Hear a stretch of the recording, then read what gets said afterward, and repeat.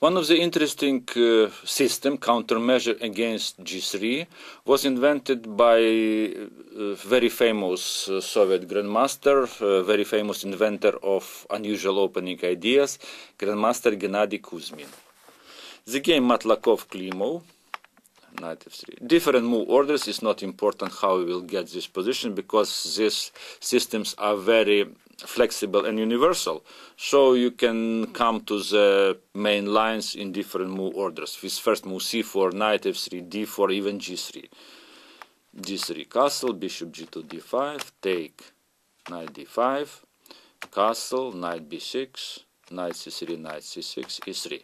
And here move e5 immediately. So generally speaking, from the black's point of view, I believe that e5 is much stronger than rook e8, because rook e8 is not the move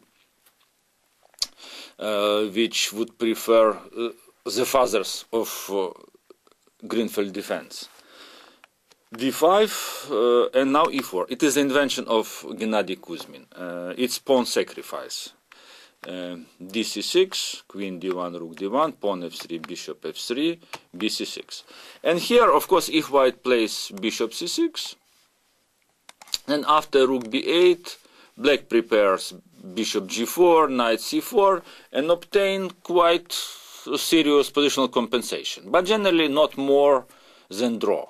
But anyhow, on the high level it happened a few times, and black were able to hold the position easily. So invention of young Russian player from St. Petersburg, Matlakov, is very interesting. He played knight e2, rook b8 and rook b1. He starts to solve the problem of the queen side. He wants to play b3, bishop b2, then black weaknesses on the queen side, c6, c7 and a7 will be very much exposed. Knight c4. Black has to do something actively, b3, knight e5, bishop e4.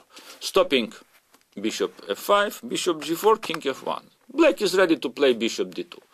Knight f3, threatening knight h2, so white has to give up bishop and bishop b2. c5, bishop e4 does not help,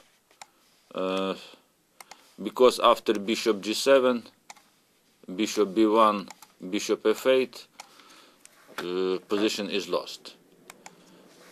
So it was tried to play c5, bishop g7, king g7, and rook bc1.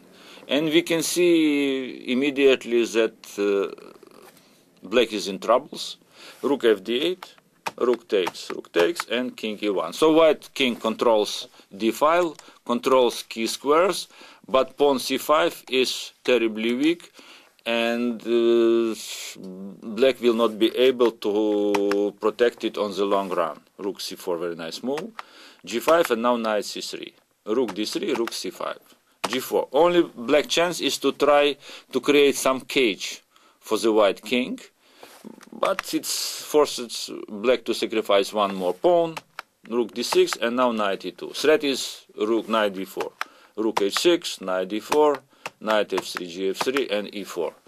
And there are different threats like rook f3, rook c3, attacking